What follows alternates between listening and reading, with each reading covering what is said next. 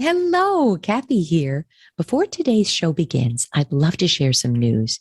In these past weeks, you've heard me talk about my book, The Most Powerful You, and the video companion course that we created. Well, now I'm so excited that we are launching a live version of this course, complete with 8 weekly online coaching calls with me starting May 12th. This live version allows me to work together with a group of women from around the world to directly expand your leadership strength, communication skills, networking abilities, negotiating, your executive presence, and help you overcome the imposter syndrome that impacts 75% of executive women today. If you're facing anything that you feel is in the way of your highest, most rewarding career potential, then this is the place for you. Please do check it out at mostpowerfulyou.com/live course. Thank you so much. I hope to see you there. You don't have to be amazing. You don't have to put on, this face like everything is great and make it sound that it's easy. You just have to keep going. Crawling's fine because eventually you'll get back up. Hello, everyone. This is Kathy Caprino, and welcome to my podcast, Finding Brave. I've created this show for everyone who longs to create something bold and brave in their life, to rise up, speak up, and stand up for who they are, and to reach their highest and biggest visions. Each week, I'll be speaking with inspiring guests from all walks of business, leadership, entertainment, the creative arts, and the entrepreneurial world. And they'll be sharing their intimate stories of finding brave and offer their best strategies for building your most rewarding, joyful, and meaningful life, business, and career. Hello, everybody. Welcome to another episode of Finding Brave. I'm so excited for our guest today, Rachel Mushahwar. Oh, no, Mushahwar. I got it. Mushahwar. Oh, Lord. Get it right, Kath. So excited and so inspired. I could barely even press record based on what we were talking about before. I didn't want it to stop. And I know you are in for an amazing treat here. And we are going to be talking about inspiration is not enough. What is required to make your visions a reality? And we're going to give you some straight talk. And I hope you find this so useful. I do want to tell you, you're seeing this in May, I believe May 12th. And I've just come off a little time on Miami Beach with my son. And I just want to throw this in. I think that number one, if we can, I mean, many people can't, and now is not the time, but if we can fit in travel to a different place, and if we can experience different people and different ways of life and different culture and different architecture, it's so inspiring. And for me, I came home committed to making some changes. I'll put it that way. Changes about work-life balance, changes about my boundaries, who I'm killing myself responding to when in fact I don't need to. I think that it's an amazing thing to get out of your routine and think about your life in a different way. So I want to start with that idea. But meanwhile, Rachel, thank you so much. I know how busy you are. Thank you for taking the time to be with me today. Oh, thank you so much, Kathy. Just listening to you, it reminds me of a quote. And I'm not sure who said it, but they said, if you do not travel, it's like reading only one page of a book. That's it. That's exactly how I feel. And by the way, it doesn't matter if you travel to a different city or you travel to a different country, or you just decide to take a different way to the grocery store. That's right. It's changing up those habits to find something new and to think about things in a different way. And to experience yourself in a new way, right? That's right. And that's what change requires. I love it. Thank you for that. That's a beautiful quote. Now, everyone, I want to tell you about Rachel because it's such an inspiring bio, and the journey is so inspiring. And that's why I can't wait to talk about, we have visions, we have a lot of them, we have missions, but what do we do to create them, which you've done? So let me tell you about Rachel. Rachel is the head of North America partner sales at Amazon Web Services, leading an organization that leverages partners to accelerate growth, drive innovation, and shape the future. No small vision, using AWS technology. She has 25 years of experience developing, implementing, and selling technology, working at companies including Intel, PetSmart, DHL, American Express, among others. She got her start, I love this, as an award-winning engineer in heavy highway construction. I really am dying to know what that was like, in what I'm guessing is a male-dominated field, but you're going to tell us. Igniting a passion to utilize technology to make things simpler and change outcomes in a meaningful way. From there, she went on to pursue computer programming and began an enterprise IT journey that took her around the world, building data centers. Along the way, she realized her skill set was better suited to solving customer problems than writing code. I laugh because you can do all of this, my goodness. And she pivoted to leading billion-dollar sales and marketing organizations, developing the vision and strategy to ensure her company's technology kept pace with evolving marketing and organizational demands. One more thing, Rachel is deeply committed to inclusivity, diversity, and equity, and believes in creating high-performing work environments where all employees feel represented, respected, valued, and empowered. Thank you for being here, Rachel. All right, I have so many questions, but let's start with, you've been at AWS, is it a year now? It is. I'm so interested in how you feel your former life, your former roles led to this. And, as you talk about that, speaking of vision and mission, I'm guessing that you have an overarching mission above and beyond a particular job or particular role. And I'd love to hear how all of this ties in. Can you tell us?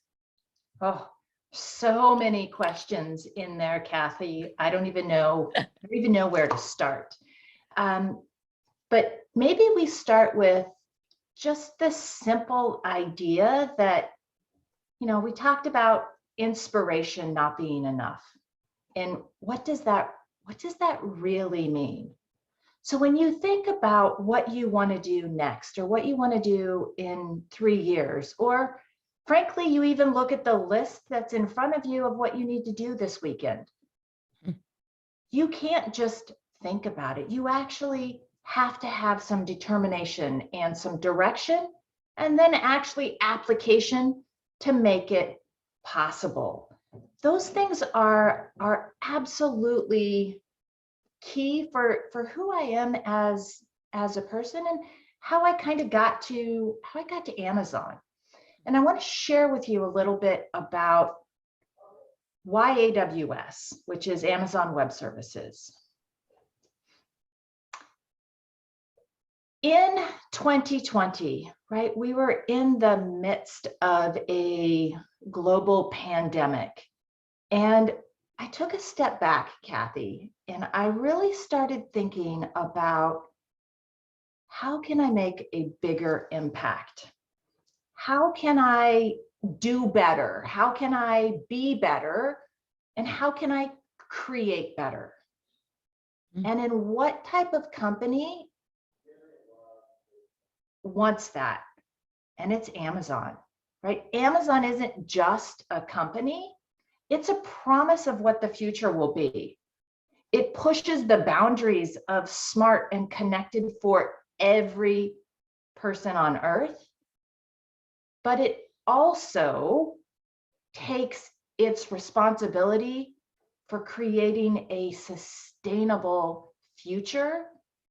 And it focuses on, how do we do better, be better, and create better? So the more that I learned about Amazon, it just became such a perfect place for me to jump into.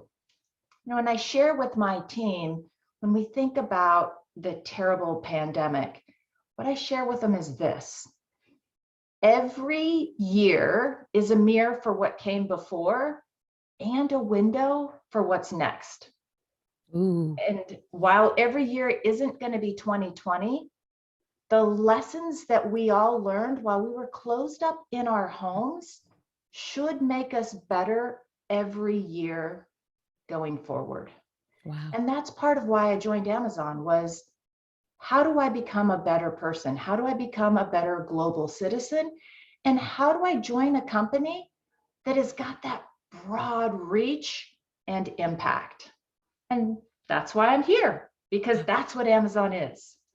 I have so much to ask you about or tease out. Can I pick a few themes here and get to the heart of it? Sure. You know, even when we were talking before recording, you have a way of looking at things that's quite interesting and I think unique. All we hear about is, are we back to normal? And I remember I interviewed Cheryl Hunter and she became a dear friend. She went through a terrible, terrible trauma, you know, raped and abused as a teenager and when she went to Paris. But she said, when you've been through something like that, there's no going back. There's no, let's go back. It's fall forward, move forward, right? But I think that we need to stop saying, let's go back to normal. First of all, I don't even want to go back to what that was prior. Why would we? We've changed and hopefully we've grown. But the way you framed it was, how did you put it? You want to take what we've become. That's what it was. Take what we've learned.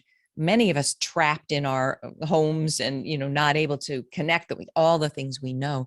But the way you see it, tell me if I'm wrong, is maybe it was meant to be, but we've grown into something bigger than we were, even if it was a terrible challenge. And don't get me wrong, I know a lot of people lost their work, their companies, their health, but can you just give us a mindset, a look into your mindset about how you look at these things?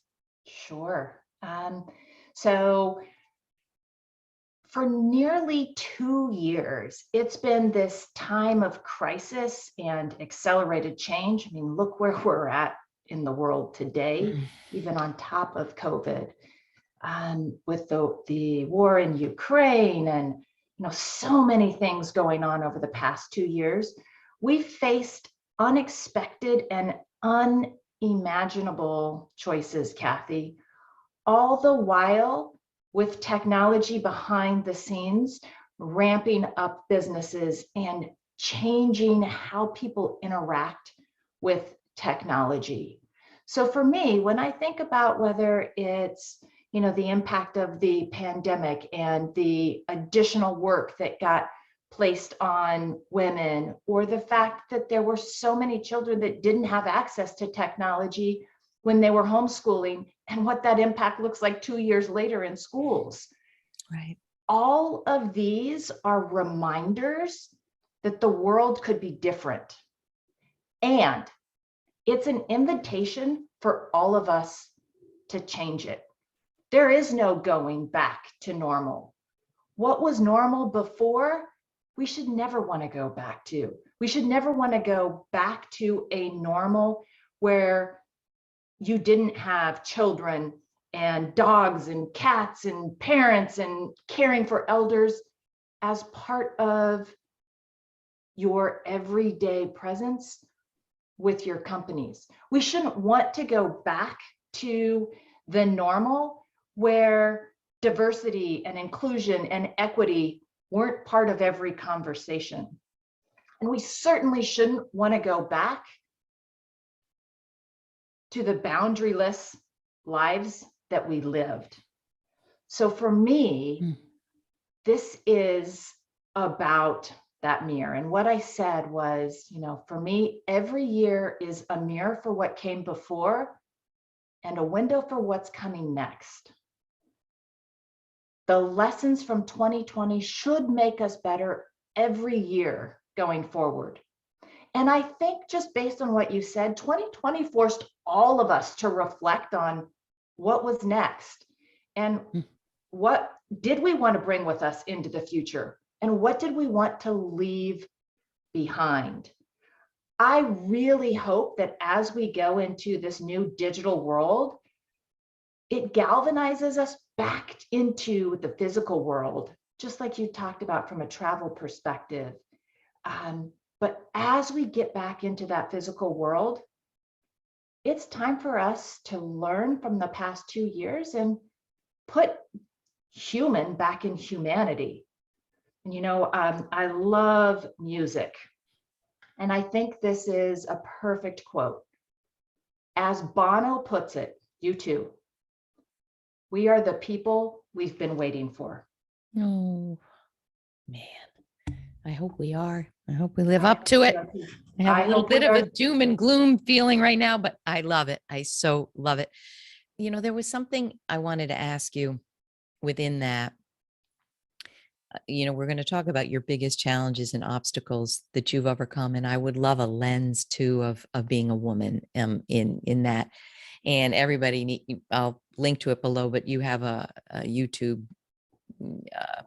video on the Wonder Woman fallacy. And boy, I gulped when you shared your story. You'll have to watch it, everyone. But I was sitting on a panel discussion for the International Coach Federation, their business development workshop series recently. And a fellow reached out to me on LinkedIn. He said, my goodness, you clearly do so much. I don't know how you do it, but here's my question. If you only had 20 hours a week to work, what would you let go of? Or what would you keep? And I thought it was such a brilliant question. I'm asking every one of you to do this. Sit down for 10 minutes, 15 minutes. I literally went through and looked at the percentage I spent on everything.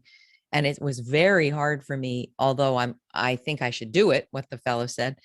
Let's stop working so hard. But what it did show me was not everything that I find is the most rewarding that I do is the thing that makes money. Some of the most rewarding things I do don't make a cent, will never make a cent, like being a mentor for the Diana Award in the UK, one of the most rewarding things ever. But let me just ask you this. I'm guessing, maybe even work-life balance is hard. You've got 4 kids under 16.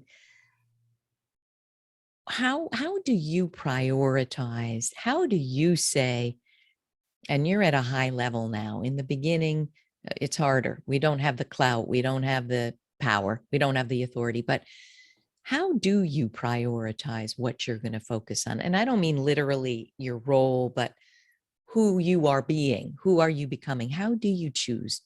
What makes you prioritize this over that? Yeah. That's a great question, Kathy. And I want to share some statistics. And this is even before the pandemic. And this is a very US specific statistic, but I think it will help answer your question. So before the pandemic, more than 65 million people, that's 29% of the US population, were already caring for the chronically ill, the disabled, or the aging family member or friend during a given year. And they spend upwards of 20 hours per week caring for their loved ones. What percent? 29%? 29%. This was pre-pandemic. Oh, wow. Pre-pandemic. And estimates also suggest that the majority of those caregivers are female. So when you talk about juggling and this balance act between, how do I parent as a single mom of 4 kids? How do I parent and run a $4 billion business? How do you make some of those trade-offs? And I'll tell you, Kathy, it's really, really hard. I don't know that there is an answer for what's happening, but what I can tell you is, even though there's been a lot of progress for women since the 1990s, real barriers still remain. Right? Getting to where I am took a whole lot of sacrifices, and you don't do it alone. But I think a lot of leaders also put on this picture perfect, here's everything that I am professionally. And they don't tell you about the times that they go to bed crying in a hotel room because they missed a basketball game. I think as a leader, we need to start talking about those more frequently and talk about, hey, here's what it's going to take to change. I commonly tell my children, what you say no to is as important as what you say yes to. So think about that for a second, especially as it relates to, the 20 hours a week.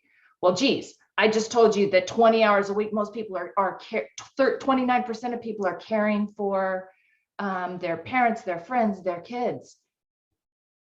Right. What do you start taking off of your plate and saying no to?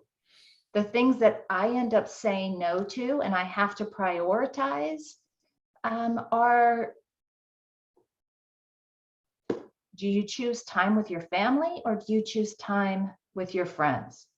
Do you read a book for pleasure or do you read a book for business benefit? Right? And I'll tell you, and you know this, the truth is that balance and what you say no to and what you say yes to, it's all mixed up there in the middle. One week it might be saying no to this, and the next week it might be something else. A rewarding life is never going to follow that straight path. I love it. I want to say two other things and have you think about it, everyone. I'm really interested, Rachel, what you think. I remember as a vice president, my kids were little, and again, they're 24 and 27. They were little then. I, honest to goodness, knew, and it was right after I'd watched two sisters who were CEOs, and they were being awarded something, and they both said that their husbands stayed at home, and number one, I didn't have that. Nor did I want that, frankly. But anyway, the other thing they said, and this is so not casting aspersion, the point is choose who you want to be, not who someone else is. They both said there were times they had to phone in, maybe reading a bedtime story or, whatever, they were living in a different coast than their children. I remember saying, I don't want that. I remember saying, I want to be in the fabric of my kids' lives. And I wasn't as a vice president. But I knew that what I was about to say was going to stop me from becoming a senior vice president, because in my company, those people traveled all the time. I said to myself, and so I was 40 and I'm 61. I don't want to wake up in 20 years and have blown it in terms of my evaluation. And I didn't blow it. I got laid off and then became a therapist, and I was in the fabric of their lives and, still am, I hope, in a healthy way, they think. But the point is, it's not what I did. It's not necessarily what you did. It's what do you want? What do you not want to wake up in 20 years and say, I blew it. I blew what was important to me. The thing that I think trips people up, and I'd love to hear, is not only do you have to know it, you have to prioritize it, and you got to make the hard, difficult, unpleasant, perhaps unpopular decisions. Yep. Like your Wonder Woman fallacy video, where basically you just had a child and you came back in, right? And your boss said, so happy you're back. And next week, we'd like you to travel to Blip. And you said, can you tell everybody? I mean, I think this is just words to live by about how you have to manage things. What do you think? Tell us what you did. I said yes, and. But you didn't say yes, and in the moment. You said yes. Went home, probably wept, fell on the floor. What the hell was I thinking? And what is he thinking to ask me that? But then you went back. And the and was what? Just so we understand. What was the and? The and was, here's what I need to make it successful, right? So. And what was that? Geez. A long list? It wasn't a long list. But regardless of if I love that Wonder Woman story, because so many of us try to be Wonder Woman and fit into this life that really doesn't exist. And as you said, you've got to come at this and find you. Everybody starts, That's right. everybody finishes, but the difference then is what we do with the time in between and how we make it our own. That's it. And you are going to end up at the end of it. So when you look back, what do you want to have done? And people are vague about that, Rachel. I have a They career are. path assessment. They're like, I want to be a good mother. Good. No, I mean, what do you really want to have done? Think about it. Anyway, back to Right. you, back to you. So, That's why inspiration isn't enough. well, that's it. So tell us what you think is required to achieve. And I'm not going to say achieve what you achieve because not everybody wants that, but you started in a male dominated field. All right. Rachel, I'm really interested. You're obviously at a very, very senior level. I'm interested in the representation of women, at Amazon at high levels, boards, what can you share about that? Yeah. Another great question, Kathy. Amazon really runs its business based on leadership principles. And they recently added 2 new leadership principles around striving to be Earth's best employer and success and scale bring broad responsibility. And those 2 LPs are really a great step forward. So at AWS, we've made progress with inclusion, with diversity, and with equity, but it isn't enough, and it's not fast enough, Kathy. We've got so much more that we can do, and I think that ID&E or DE&I, whatever companies say around inclusion, diversity, and equity, it has to be not just at the forefront of every conversation and every decision. We have to make sure that as technology continues to evolve at the alarming rate that it is, that we're keeping pace with the changes as it relates to diversity, inclusion, and equity. I'll tell you, at Amazon, we actively recruit people from diverse backgrounds, and we take steps to ensure that our employees have got a sense of belonging, of value, and opportunity. And I could spend the rest of the podcast talking to you about all of the great programs that Amazon has put in place. But for as much as we've accomplished, there's still so much more for us to do.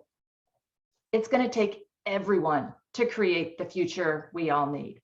Right? Back to that Bono quote. We are the people we've been waiting for. I hope that's true. Let me ask this, and I'm aware of our time, just maybe 2 more questions. First of all, we'll end with what do you think people need more of to really create what they want? But we'll get there. What do you think in terms of, you were in heavy construction, highway construction. What do you think has been your key to success, as a woman in these highly male dominated fields, organizations? What do you think? I'm really dying to know. What allowed you to succeed at this level? I wish I could tell you it was one thing, Kathy, but it's not just one thing.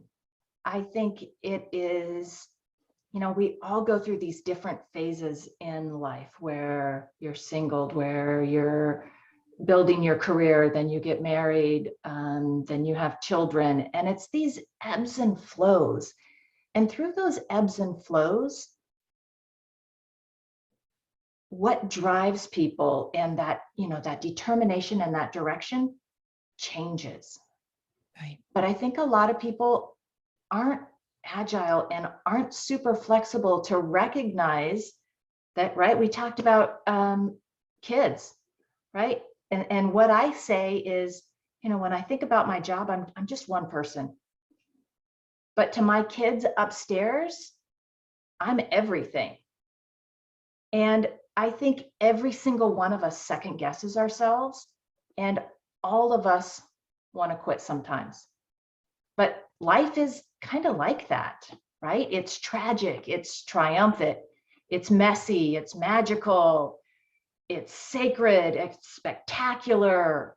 You've got kids when, they're crazy and then they're crying and it's messy. But that's kind of what life is. You've got to just keep going. That's all you have to do ever. You don't have to be amazing. You don't have to put on, this face like everything is great and make it sound that it's easy. You just have to keep going. I love it. Crawling's fine because eventually you'll get back up. But you've got to keep going and recognize that different points in your career and different points in your life are going to require a different version of you. I love that. It says two things to me. Timing is everything. People sometimes say, come to me, women, and they're 8 months pregnant. I want to start a new business, next month. And I'm like, you're already starting a business and it's in your belly. And they're like, well, and often they haven't had a kid before. And I'm like, just wait till you have the kid and then we can talk. And, a year and a half later, what was I thinking? I love it. But timing is everything. We have to go with the critical demands that present themselves. So don't be hard on yourself. But there is another thing that your comments bring up for me. My latest book, Most Powerful You, is about the 7 most damaging power gaps that 98% of professional women face.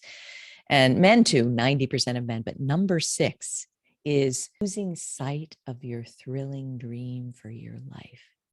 77% say they've lost sight. So what I want to grab a hold of people, listen to Rachel. Look, there's ebbs and flows. There's horror. There's exhaustion. You break down. Sometimes there's depression, but there's also gloriousness and talent and brilliance. But don't lose sight of the thrilling dream for your life. That's how I put it. And that can be far away. I always say, do what you must to stay afloat, but always plant the seeds for your future self. Don't forget there's a future self. So to that point, Rachel, last point, I know you got to go. What's one of your personal greatest tips for manifesting that future self, not losing sight of it? How have you done that? I think for me, right, your life has to be bigger than you. When you think about all the amazing people that you've interviewed, Kathy, my guess is the people that have left the most impact with you are the ones that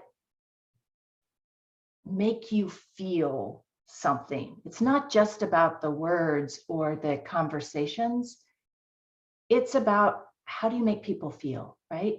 And I believe Maya Angelou says, people will not remember what you say, but they'll remember how you made them feel. So for me, if there's one thing that I wake up every single day and tell myself, and this falls right into one of the Amazon leadership principles, which is around success and scale bring broad responsibilities. Every single day, we have to wake up to be better, to do better, and to create better. And there's an old adage that I was taught growing up: leave a place better than you found it. To leave the world a little bit better, to know that just one life has breathed easier because you've lived, that's to have succeeded. And that's day one. And that's Amazon. That's beautiful.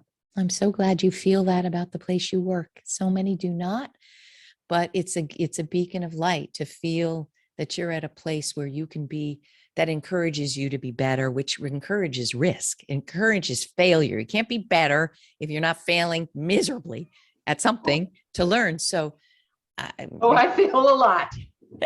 But we get good with that. I'm so happy to have spoken to you today. Thank you so much for your candor and sharing who you are. Thank you. Where do we learn about you? Where do people find more about you? Where do we go? You can find me on LinkedIn, Great. Rachel Mushahwar, and I am on Twitter usually after one of my children does something really stupid. And I'll tell you, here's a tip for new parents. You can either have a full drawer of utensils or you can have kids. And I promise you, if you understand that tip, then you've had kids, because you find spoons in the most random places. So, Under the we'll bed. end with that. I love. All right, everybody. I hope you're inspired. If you have questions, if you just responded viscerally to something, wherever you see this, all the social platforms, please leave us a comment. We love to hear, and we hope this has been inspiring for you. Thank you again, Rachel. Come back soon. Have a wonderful week, and we will see you next time. Thank you, Kathy. Take care. Thanks so much for joining us today. And please don't forget to check out findingbrave.org for more programs, resources, and tips. And tune in next time for your weekly dose of Finding Brave.